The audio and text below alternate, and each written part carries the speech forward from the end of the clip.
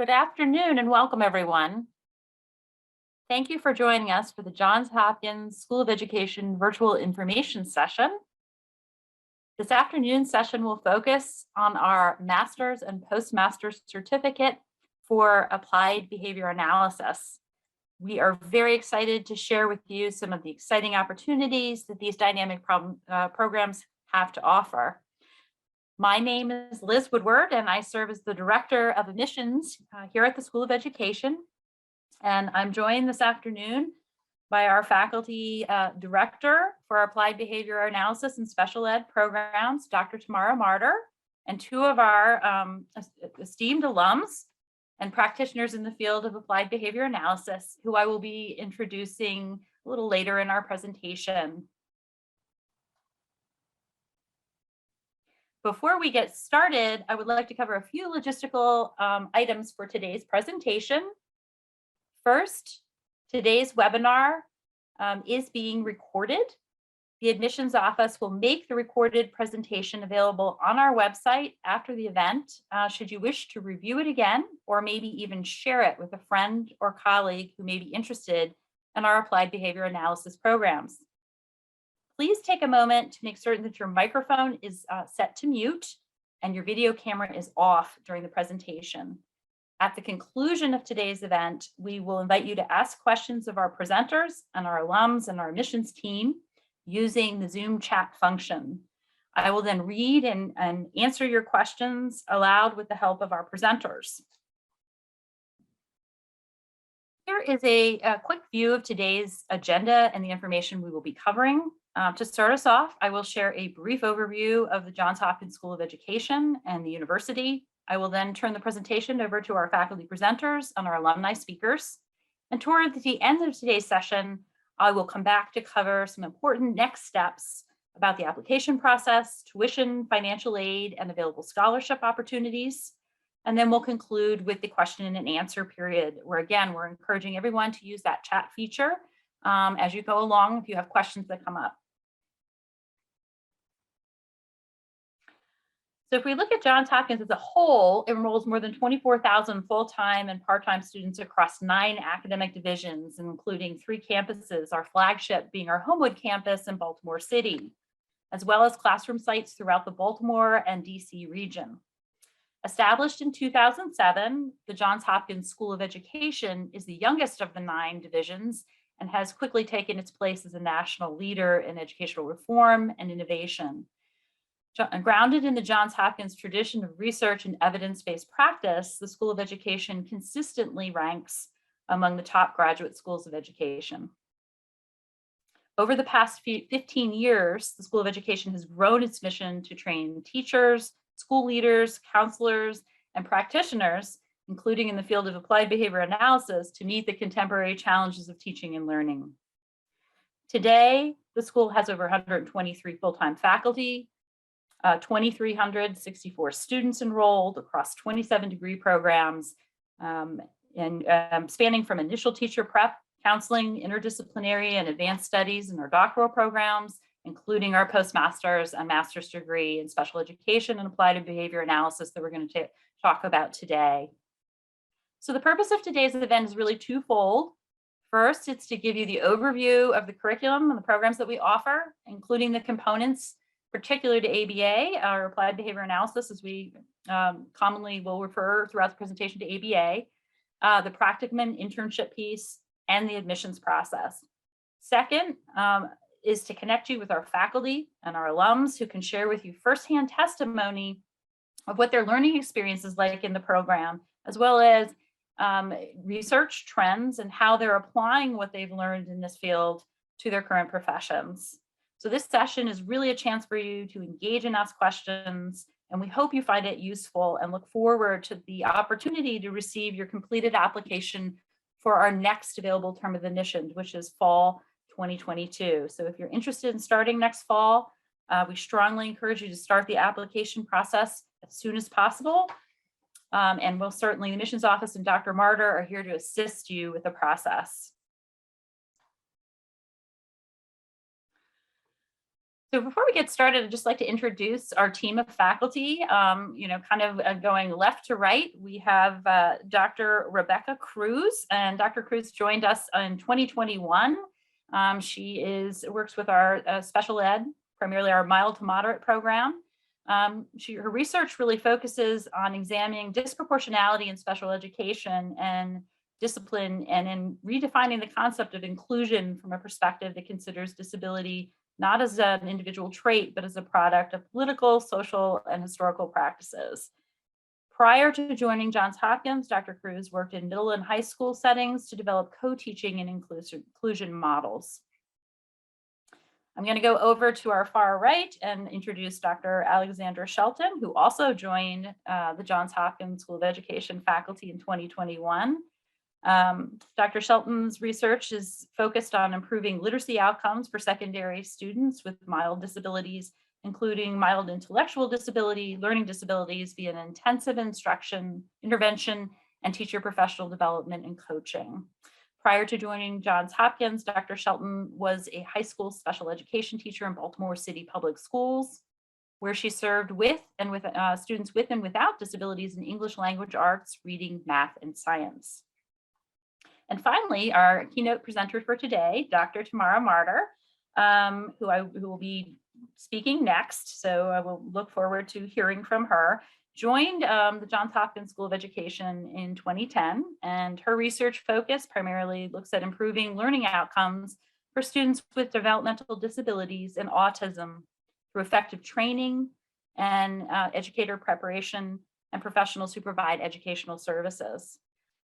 This includes training educators on implementing evidence-based practices with fidelity and preparing special educators in the field of applied behavior analysis. So without further ado, I will turn the presentation over to Dr. Martyr. Thank you, Liz. Welcome, everybody. We're really excited to have you here today to talk about our programs. I want to start off with giving a brief overview and talking about what applied behavior analysis is. I know that all of you are interested in this program because you want to learn more about applied behavior analysis, so I'm sure you have quite a familiarity with it. But when we look at behavior analysis, we're really looking at the principles of learning and behavior, understanding how humans learn and behave. And really how they learn all of those behaviors that they engage in. And ABA is a systematic approach for using those principles of learning to improve socially important behavior for all individuals. So all the things that we need to do to function and be independent participants in our society, looking at those socially important behaviors. The Board Certified Behavior Analyst is a graduate level certification in behavior analysis, and our programs allow our graduates to become BCBA. So we provide all of the coursework as well as the fieldwork experience to become a BCBA board, to be eligible to become a BCBA. Obviously, you have to take the exam to become a BCBA, but we provide all of the coursework to be eligible to sit for that exam. And when we think about behavior analysis or behavior analysts and where they work and what roles they have, they work in a variety of educational settings. So we have K through 12 public schools, we have behavior analysts, we see them in non-publics or what we call private schools. We see behavior analysts in center-based programs or home-based programs, as well as school consultation agencies. We also see BCBAs performing in a variety of different roles in these educational settings. So we see them as behavior specialists, we see BCBAs as teachers, school psychologists, trainers of staff and providers of professional development. We've had students who've come through our program who are SLPs, program coordinators, supervisors, a variety of roles within the educational system that would benefit from also having a BCBA. Okay, if we can go on to the next slide. Great. So all of this information can be found on the Behavior Analyst Certification Board website. There's lots of information on there. If you haven't checked it out, I highly recommend that you do, because not only does it talk about all these tasks or areas in which behavior analysts work, it also provides viewers with an understanding of all the coursework requirements and what goes into those coursework requirements. What are the certain hours that have to be fulfilled? And it also gives a lot of detail on what the fieldwork experience requirements are. So I highly recommend that if you have not checked it out yet, to definitely check it out. BACB.com will get you there. As part of this website, they talk about what is ABA, and so this information I'm sharing here is adapted from that writing So behavior analysts are engaged in a lot of different activities, from conducting behavioral assessments. So we're not only looking at writing behavior intervention plans, but we're also looking at teaching new behavior, so writing and implementing skill acquisition programs. And then obviously behavior analysts take data, collect data, they analyze that data, and they make data-based decisions to improve instruction and to improve outcomes for their learners. Within that process, they are writing and revising intervention plans, they're training other people to implement those plans, and they're overseeing the implementation and monitoring the progress within those plans. The BACB has set forth what they call a task list, or the 5th edition task list. So there have been 5 editions of this task list. The latest one is the 5th edition that really outlines all of the different skills and abilities that a behavior analyst has to possess. And so our coursework is aligned with that 5th edition task list. So all of those items within the 5th edition task list is addressed within the courses that we provide. So our program is designed, again, for educational settings. So we are really focused on how do we train future behavior analysts to work in a variety of educational settings, which I've shared with you in the previous slide. So it is designed for, our program itself is designed for educators. It can be special educators, general educators, coordinators, psychologists, school counselors, again, folks in center-based programs, to learn the evidence-based practice of ABA to meet the growing needs of students and children who receive special education services. And it really is, our program is really designed to support the career goals of folks within those settings. So our program really individualizes our experiences, and I'll talk about this a little bit more when we get to practicum, based on our students' previous experiences and skills within the field. So we are really excited that we now have 2 options at Hopkins to provide graduate study in applied behavior analysis. We have had our postmaster's certificate in ABA since 2013. And this year, this upcoming fall, 2022, we will be, for the first time, offering our master's in special education with an emphasis in ABA. So in order to become certified in behavior analysis, there are a few requirements that you have to have. One is a master's degree. The second is all of the ABA coursework. And the third is the experience, the fieldwork experience. The fourth is passing that exam, which tells you that you are a BCBA.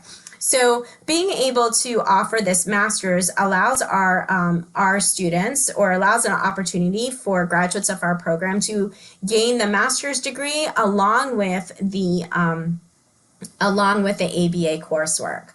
But we still have the postmaster's certificate for folks who already have their master's degree and don't necessarily need that master's. So let me jump into the different requirements or outline of the courses in each area. So for the Master's of Science in Special Education, that includes 7 of our ABA courses, which is 21 credits, and then an additional 5 special education courses, which is a total of 15 credits. Students then have the option to complete their practicum with us, to complete the supervised experience hours with us through the practicum elective courses. Those courses are electives. They are not required to graduate from our program, but if students are interested in doing those electives through us, they are more than welcome to do so. So the master's can be completed in 3 years with that optional 4th year to complete those electives. The postmaster's certificate just includes the 7 ABA courses, and these are the same ABA courses as the master's program. It also includes the opportunity to enroll in the elective courses for Practicum to get the fieldwork experience hours. And this program can be completed in 2 years, again with that optional 3rd year to complete the Practicum electives. So I think my next slide, this is our slide that talks about our coursework is verified by the Association for Behavior Analysis International. So this is our professional organization that reviews all of the different graduate programs and verifies all of the coursework. And they're essentially looking at the coursework that we provide in depth to ensure that it meets the 5th edition coursework requirements outlined by the BACB, the the Behavior Analyst Certification Board.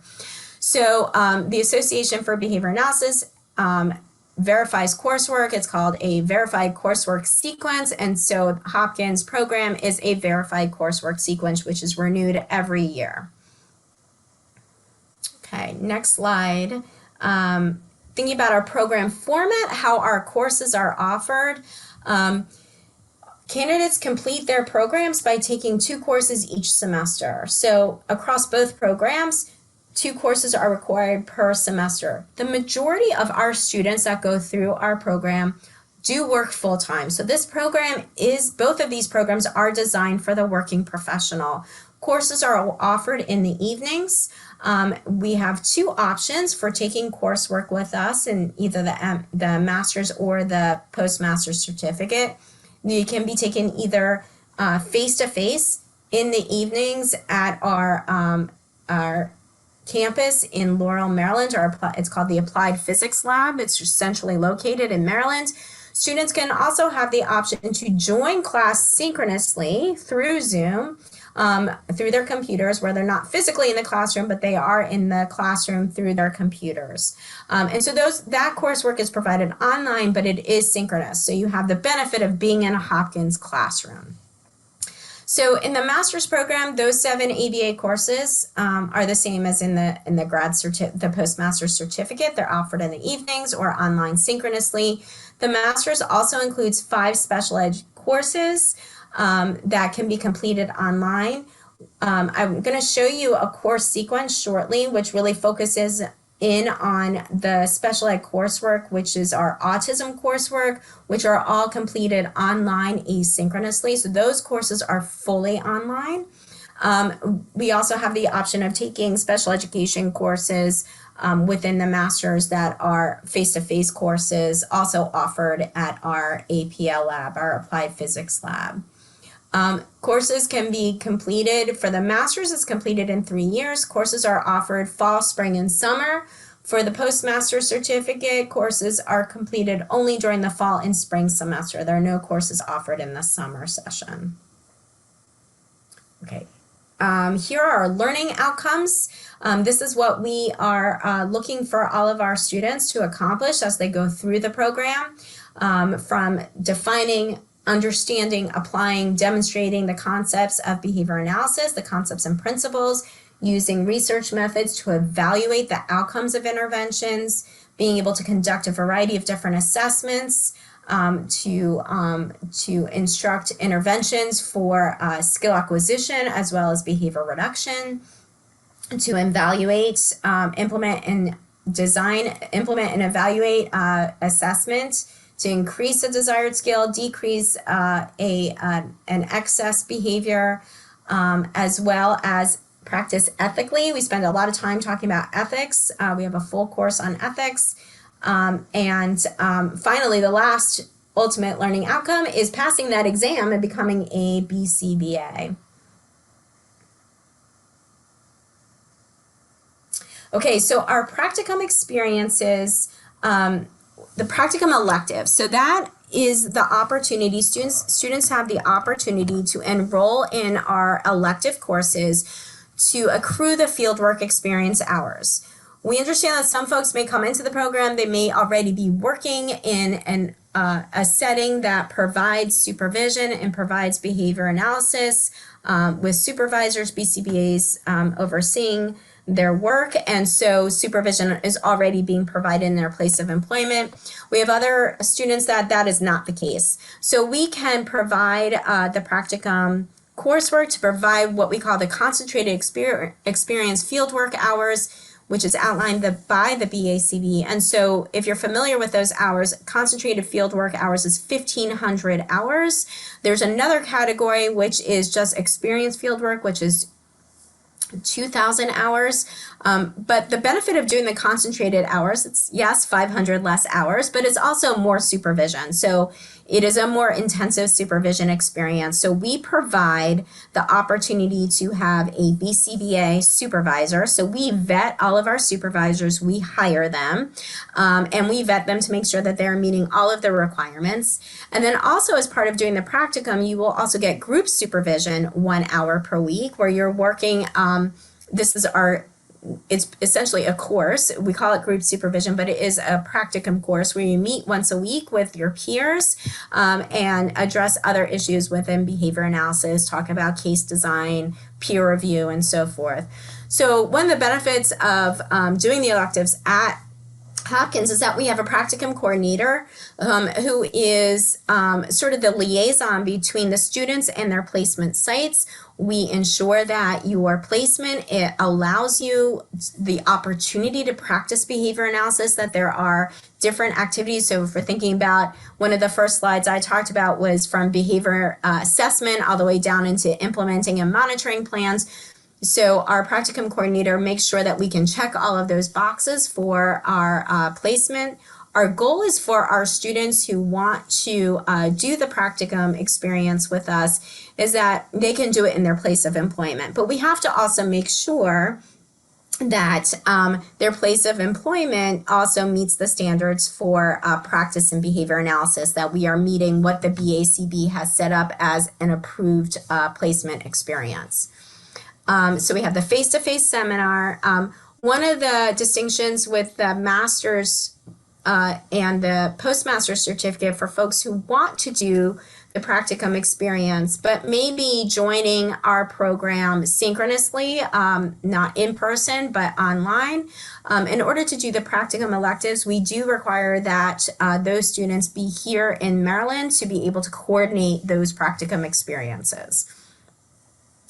I think I hit everything on that page. Okay, so looking at the course sequence, this is the slide I've been waiting for. I thought it was much earlier, but this is the slide I was waiting for, and this is this outlines the course sequence for the master's degree. So this is the master's in special ed with ABA, emphasis on ABA. You see the courses are often in fall, spring, and summer. The first semester, we're really looking at intro to applied behavior analysis, foundational skills in behavior analysis. So we always talk about that first course is really like going to a new country and learning a new language. So we talk about the principles of behavior analysis. We talk about concepts. Within behavior analysis, we learn the technology, the technological terms. We also have our research methods course, which we are looking at how do we take single subject design and really evaluate the outcomes? How do we use data to make data-based decisions? And then in the spring semester, we move into looking at the ethics course, where we're looking at how do we conduct ourselves as behavior analysts in the field, as well as this is the autism track. If we're looking at this course sequence, it's really focused in on the autism track. So the special ed courses that would be taken would be autism related courses. So you can see the first year of the program is all coursework for the master's degree, as well as the second year. When we move into the third year of the program and the fourth year, which is not posted here, is where we move into looking at the practicum experiences. That's where the electives would come in. So if we go to the next slide, this is the postmaster's certificate, I think is the course sequence for the postmaster's. Yes, there we go. So this is, you see the first year, again, it's the same courses. So we will have students who are enrolled in both the master's as well as the postmaster's at the same time. They'd be taking courses together. And so this is how the course sequence is set up. So you see it's just fall and spring semester. and then the electives start in the second year of the program. Okay, so some additional information upon successful completion of the 12 courses. Students will receive the Master's in Special Ed with an emphasis in ABA. For the Postmasters, you have to complete the 7 courses to get the Postmaster's certificate. And then students who elect to do the Practicum coursework with us would be eligible then to apply to the BACB to sit for the exam. And we do not provide the certification in applied behavior analysis, but you would need to apply to the BACB for that certification, and it is expected that all students who do go through our program will pursue the BCBA credential. Okay, so some advantages of the program is that our focus is on ABA and education. So we're really looking at how do we apply behavior analysis, interventions, assessment in educational settings with a variety of students, with a variety of backgrounds. Our practicum experience is another advantage of the program. We've talked about that a little bit, but the one thing I do want to point out is that, again, we recognize that all of our students are coming into the program with different skill levels. And so our practicum experience is really designed to be individualized based on each of our graduate students' skill level. The other thing that's an advantage of our program is that folks who go through our program pass that exam. So students who complete the ABA program at Hopkins pass above the national pass rate. We were really proud in 2020 that we achieved 100% pass rate on the BCBA exam. If you guys are familiar with the BCBA exam, you know that it is a low pass rate at 66% nationally, was in 2020. Only 60% of the folks who took that exam passed it, but 100% of the people who went through the Hopkins program did pass it. All of our candidates, as of this past October, 70 have taken the exam, 69 have become BCBAs. So for our folks who may not pass it the first time, they will pass it the second time. So our data includes first time and second time candidates. The BACB data only includes the first time candidates. So it's important to report that even the few students who have not passed it the first time will eventually go on to pass it. The final advantage of our program is that all of our faculty are board certified behavior analysts and are practicing behavior analysis every day. Our faculty work really hard to work with all of our students, understanding what it is like to work in the field of behavior analysis, and are quite skilled in their field. Okay, next slide. So some data to share with you. Since the program started in 2013, we've had 84 students graduate from our programs, representing a variety of different educational professionals. We've had special educators, behavior specialists, school psychologists, speech and language pathologists, so a variety, and also across Maryland representing 10 different school systems. We've had 7 cohorts have completed the program. 69 are board certified. And in the state of Maryland, we do have the licensed behavior analyst credentials. So many of our graduates have gone on to become licensed behavior analysts in the state of Maryland, as well as in other states in which they reside. And so one of the questions that I get from potential candidates, and who is your ideal program candidate? So first is a demonstration and desire to commit to the field of applied behavior analysis. This is not a program where you just want to come in to get another certification, a few more letters to add to your name.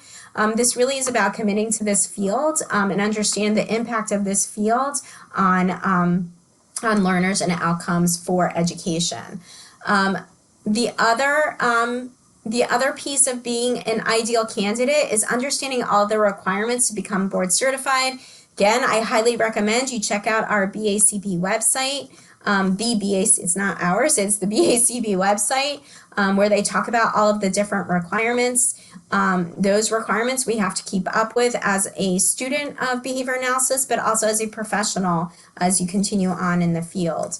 Another attribute is that we are looking, we want students who are willing to commit to 2 to 3 years of intensive graduate coursework. This is an intense program and it's quite rigorous.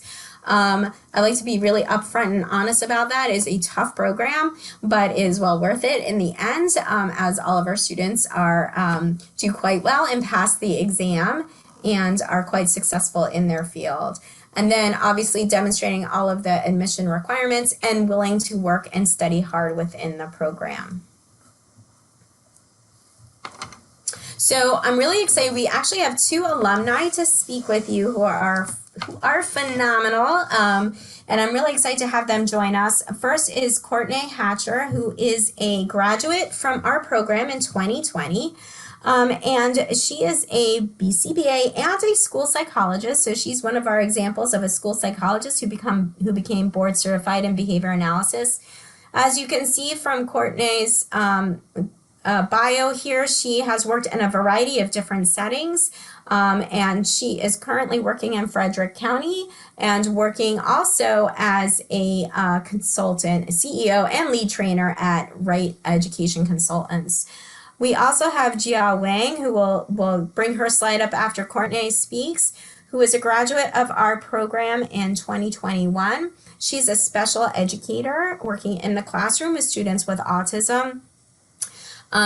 Gia actually graduated from our master's in special ed prior to enrolling in our ABA program, so she is quite familiar with Hawkins and all of the programs that are offered here. And so I'm really excited. I'm going to turn it over to Courtney and Gia, who will talk to us about their experiences in the program, and they'll also stick around to answer any questions that you might have at the end. So Courtney, I'll turn it over to you. So hi, I graduated in 2020, I guess. Feels like yesterday. Yeah, great program.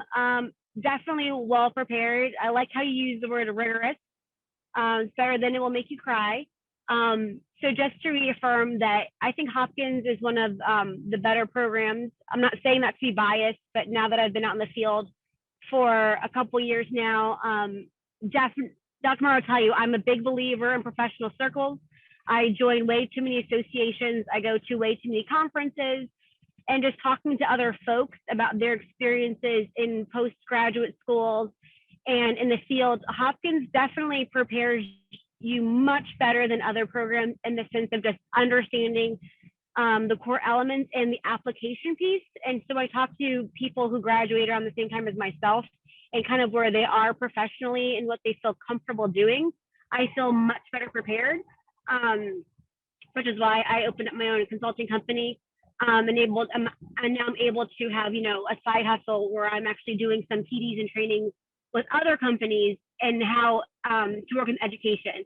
So a lot of people in ABA do private practice or they're home-based, and what you'll find is actually a national trend for this to come into schools. A lot of schools can't afford to send children to private schools or non-public, as they're called. So they're trying to figure out ways to support kids in the school setting. So it's kind of a really cool time to have this skill set. Not suggesting you go off and start your own company, but that's cool if you want to. But really, they need people who understand both worlds, how education works, because that's niche in itself, but also how to apply those 7 principles to an education setting. I have my first Practicum student this year, and that's a fun challenge in itself. And really just navigating the daily, not conflicts, but the daily minefields that are ethics and public education. And I find that Hopkins really prepared me to critically think about what we're doing and to balance stakeholders. I find the biggest challenge in education, something my student I talk about on a daily basis, she's in my school with me, is how do you work with your client who's your primary stakeholder, the teacher who's one of your secondary stakeholders, the principal who's a stakeholder, and then obviously central office who is the stakeholder because they pay you, right? And how do you really work together with all those stakeholders to figure out a plan and then have consistency with that? So one thing that I really like about Hopkins is you really learn how to problem solve, ask effective questions, and then teach others. I'm excited that you guys are going to have a course in supervision, because a lot of your job once you graduate is going to be supervising others. Maybe not in the role that I have with the student, but in how you work with teachers on these behavior plans, how you do consultations. 90% of my job as a school psychologist is consulting, whether it's being stopped in the hallway, talking to folks, or through a formal BIP, which is a behavior intervention plan, or through talking with someone at central office around global concerns with students. So again, Hopkins really prepares you to think critically about the question. Most adults are in panic mode and they just want a magic wand. They don't really even know what the main concern is because they're too overwhelmed. And so having the ability to kind of step back and think about what pieces are already in play, what capacity the teacher currently has, what are the pieces that the classroom teacher has in their physical classroom, and then what needs to be added or taken away. Because in education, we don't have all this money or all these fancy things, but I always talk about what's the 1% change you can make, and that's going to be your biggest impact. So again, that's what I like about Hopkins, is it really kind of slows it down, breaks it down for you. You get those core things, and they really teach you about the concept of lifelong learning. I just had to pay for my own JSTAR, $200, to get those articles, because you're going to be continuously looking at research to figure out what has somebody else already done in this situation that I can apply for my students and my teachers, because you do not have time to reinvent the wheel. And so when you get into like case study model, you're really going to learn the skills of how do you look at that situation and use research to affect the change you need for that student, that situation. So that's why out of Hopkins, I really got the framework of how to problem solve, if that makes sense. Okay. Anything else? Thank you, Courtney. Please do stick around and folks have questions at the end, okay? All right, great. We'll turn it over to Gia, who will talk about her experiences in the program as well. Thank you so much, Courtney. Hello, everyone. My name is Gia Wang. I went to Hopkins as a desperate parent right after my daughter's diagnosis of autism at the age of 3. So my initial intention was to learn something so I could support my daughter in her daily life. So now after the master program and the postmaster ABA program, I just want to say going to Hopkins was the best decision I made in my life. So my daughter is now in a general education classroom with minimal support. And I myself is on the journey of helping more kids and families as a special educator. So at my current job, I collect data and work together with our school psych to develop and implement behavior intervention plans for our friends with IEPs. And I work in the PBIS committee to help develop school-wide positive behavior intervention and support system. I also create a work choice system to work more efficiently and reduce burnout rate for our paraeducators. And at the same time, I use self-recording and self-management strategies with myself to increase my productivity. So the ABA program at Johns Hopkins not only equipped me with a skill set in behavior analysis, but also a different way I see things and people. So thinking back about that program, I graduated last year. So something that surprised me from the program was the extra attention and time I got from the faculty. I still remember it was my second year in the program and I was doing my practicum. Then due to COVID, my work visa was not renewed on time. So all of a sudden I could not work, and that means I couldn't get the practicum hours on time. So I was freaked out.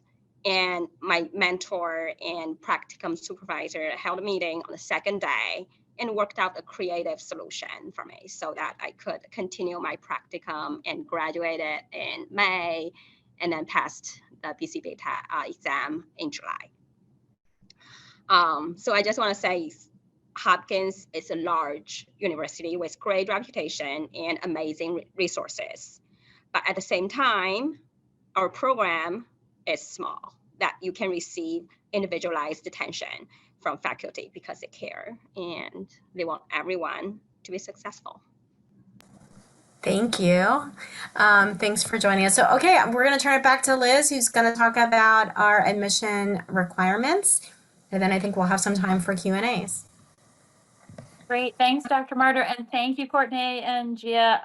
I think you really touched on some of our frequently asked questions on what sets this program apart and really kind of did that in a very kind of personal way. So I really appreciate your comments and thoughts here.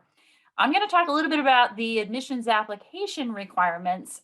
So give you kind of a jump start, and certainly beyond today, we do have a dedicated kind of admissions and someone on the academic program coordinator side who can help you through this process if you have individual questions. So this is going to just provide you a little kind of overview, and we can certainly, folks are here to help you every step of the way. So really, when we're looking at the requirements for the program, two things we want to keep in mind is the master's degree is going to require a conferred 4-year undergraduate degree, and the postmaster certificate, conversely, is going to require both your bachelor's degree and a master's degree. But the kind of other requirements we're going to talk about here are the same. So we're really looking for a candidate with a 3.0 or better cumulative undergraduate and graduate GPA if you're applying for the postmasters. A completed online application form and payment for our application fee. We do require official transcripts from all post-secondary institutions, all colleges and universities you've attended previously. So even if you've taken some transfer courses and they appear in your primary degree transcript, we need all the individual transcripts submitted. We do have a essay personal statement, and I encourage everyone to really look at that essay prompt and really think about the questions that are being asked, particularly your contributions and interest in the field. We also require a resume and CV, 2 letters of recommendation. One can be academic, one can be from a professional resource or someone really who is in the position to attest to your ability to do graduate level work in terms of reading, writing, critical research. And another key feature for both of these programs is that we do not require the graduate record exam as part of the admissions process. So hopefully that's good news for folks. It is not going to be applicable here. Just a quick note back to the letters of recommendation. For some of our students, you've been professionals in the field for a long time, and you may not have access to an academic resource, a former professor. It is perfectly acceptable to turn in 2 or submit 2 recommenders that are professional resources. But again, the focus is on a recommender who can really attest to your work and your ability to think, write, read critically on the graduate level. International students, just a caveat here, if you are a non-resident or you are not a US citizen and you are seeking an F1 visa to study in this program is probably not going to be accessible to you. If you're interested in getting a master's degree in special education, our mild to moderate program does provide full-time. This is a part-time program.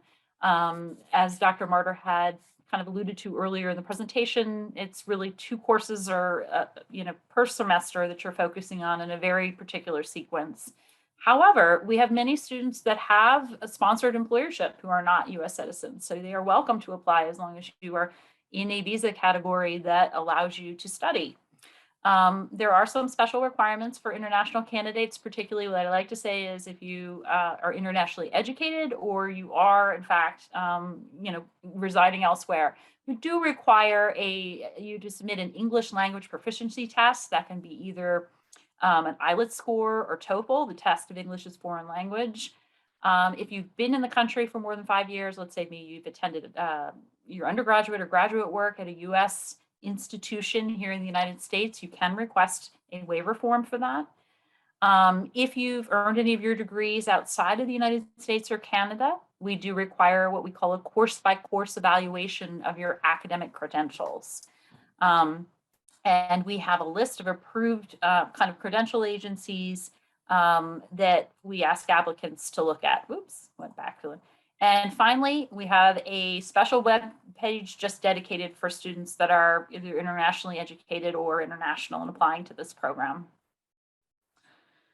In terms of our cost, we do have a differentiated fee between our what we call our in-person or face-to-face courses, and those are courses that are offered at our APL facility in Morrow, Maryland.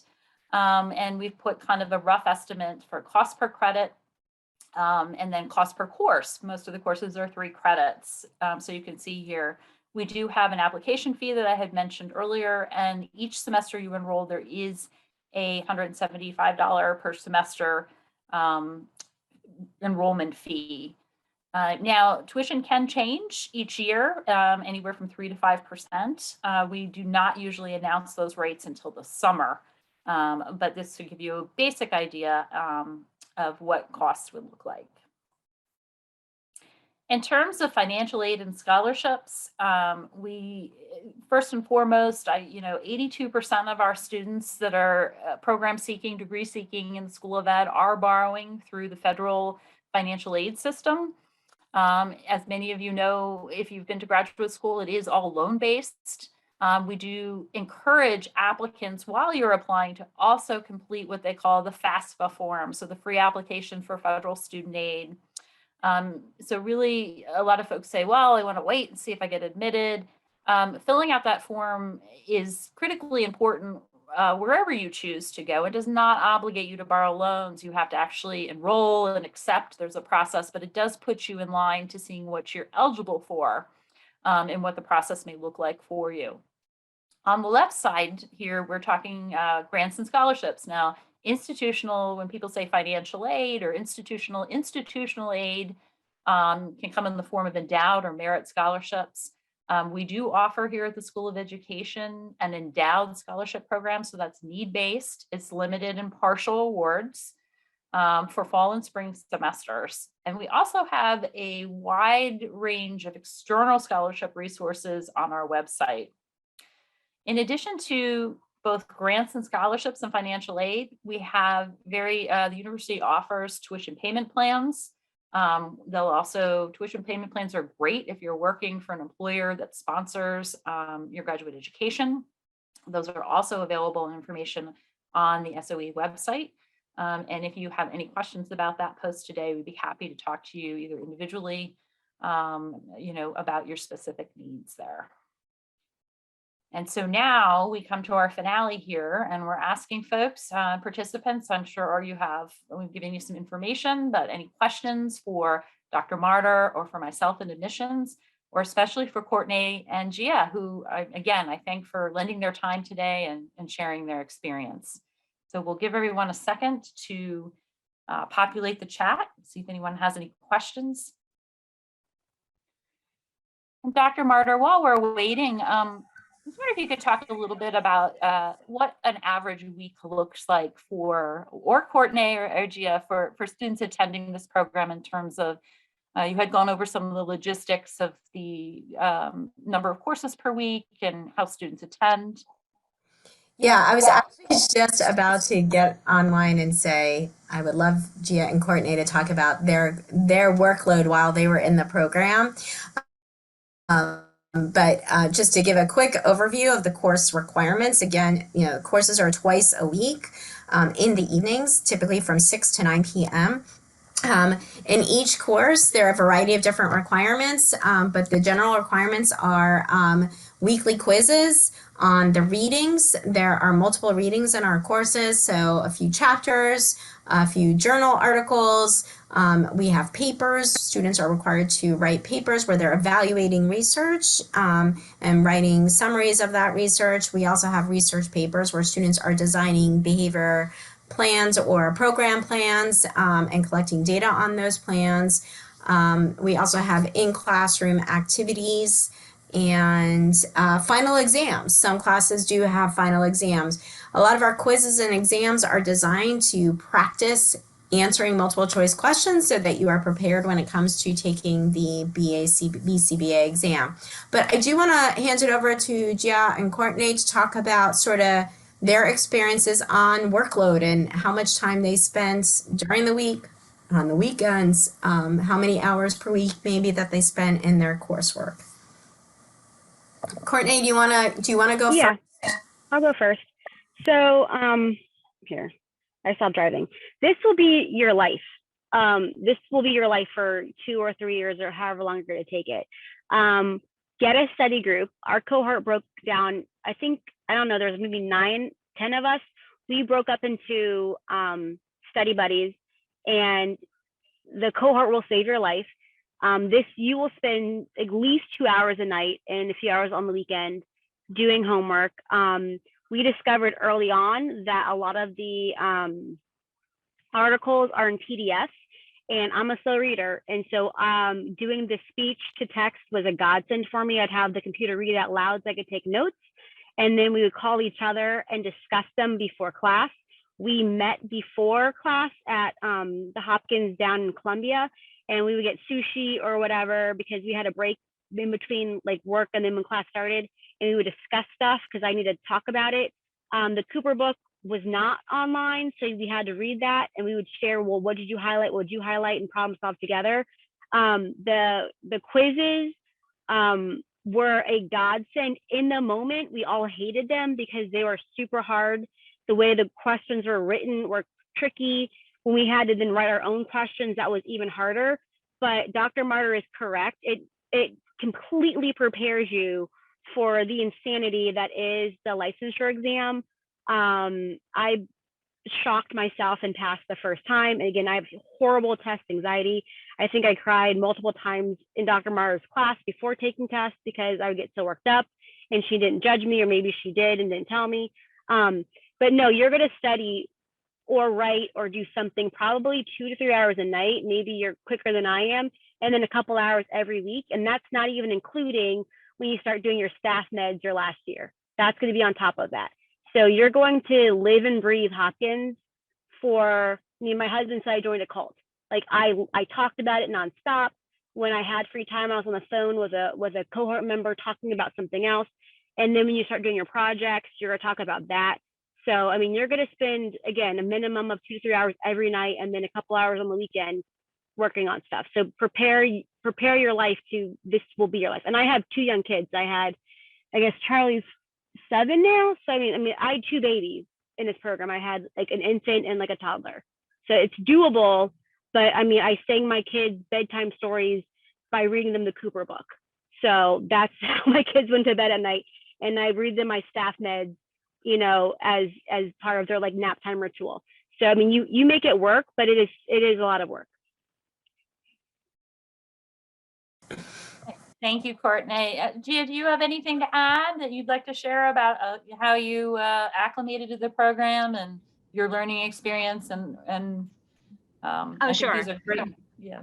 I was an international student. English is my second language or foreign language. So my reading speed was very slow, and writing too. Writing was challenging. So I spent about at least 1 weekday night, about like 3 hours, you know, from 7 to 10. And then on weekends, I usually took 5 hours, like a half day. So altogether, it ranged from 6 to 10 hours per week for 2 courses. And it also depends when there's something I'm really interested in. So I will dig into it, and I will download a lot of articles because they're all free, you know. So, and then it may take, 20 hours that week. But I think that solid study experience will lead to an easy prepping for the exam. So I didn't spend too much extra time before the exam, and I passed it first try. So I think it's all worth it. Thank you, Gia. We do have a question come in. Folks, we will be sending out the slides to everyone as part of the presentation after today. So if you feel like we've run over, went through something too quickly, you'll have the opportunity to view it again. But Connor H asked, does the program prepare for an older age range post-schooling? I'm interested in transition services from schooling to the workforce. Thank you, Connor. That is a great question. And yes, we do.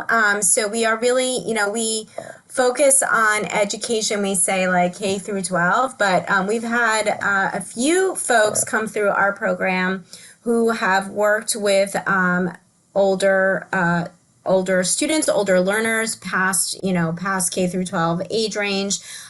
We have a few folks who did work specifically in transition services from moving from post school into employment. And then we also had a few folks who worked with older adults. So we're really looking at behavior analysis across a variety of settings and educational opportunities. So education, in my mind, is not limited just to K through 12. So yeah, we do have folks who focus on that because we're really looking at applying behavior analysis and principles in all these different settings. So that's a great question. Thank you. Just a last kind of question for Gia and for Courtney. What resonates with you most? Have you been through the program? You're working in the field. What about the Hopkins program prepared you? What are you applying in your current positions that has really resonated with you? So for me, and I think we've touched on this, I think it's just how individualized your experience is. So when I was at Hopkins, I was actually working in Baltimore City, and I was on this very unique team where I did mostly systems level work, and I worked with mostly adults. And so I discovered OBM, right? And so most of all of my assignments were geared towards that type of behavior analysis. And how do you move systems forward? How do you work with kind of adults, and how do you think of systemic change, and how do you use OBM and ABA together? And that's where my line of projects kind of fell in. And so for me, I was amazed at, I'm over here doing OBM, and then I had a colleague who was a special ed teacher, and she's doing more discrete trials, and all of her products do that. And then we had Will, who was like a rock star, who did most of like adult learning, and he's doing that. And just how the professors juggled all of that and made sure that each one of us had a very tailor-made experience while we all had the exact same curriculum and the exact same syllabus. So now that I'm in a different district and I'm back to being more of a traditional psychologist, and I'm doing more SBAs and BIPs and FAs in the schoolhouse, for me, again, it goes back to just a way of thinking. And so like at Hopkins, I really appreciate that while the goal is the test, they really spend a lot of time on the process and those 7 principles and how you think through. And for me, like I finally found my tribe. I found people that thought like me and loved behaviors and really honed that skill of how do you think about things and how do you look at things, and are you being critical in how you ask the questions. And I know Dr. Morrow would spend some time with me about like, is that what you're asking me, or are you sure what you're asking me? And so for me, it's really about how I process and think things through and take a step back and look at what I have and to build off of that versus trying to start from scratch, if that answers your question. Thank you. Yes, that definitely. Gia, is there anything you'd like to add from your experience about how you're applying the principles you're learning in your yes. So I came to this program with 0 formal special education experience. So it really, I feel like all the courses were presented in a very simple way that everyone can understand. And also, so right now, every day, my life is about IEP, BIP, and least to most, most to least, and a decrease reduction of behavior, and also increase of the skills. So I just feel like everything is so naturally applied in my classroom. And this is my 2nd year in Howard County. And I mean, last year was my first year, and nobody would believe that it was my first year. So it's just this program just prepped me from 0 to 1 so fast and so smoothly. I mean, there are challenges, but with everything I learned from this program, it's still, I can get my life under control. So that's, I think, the biggest thing for me.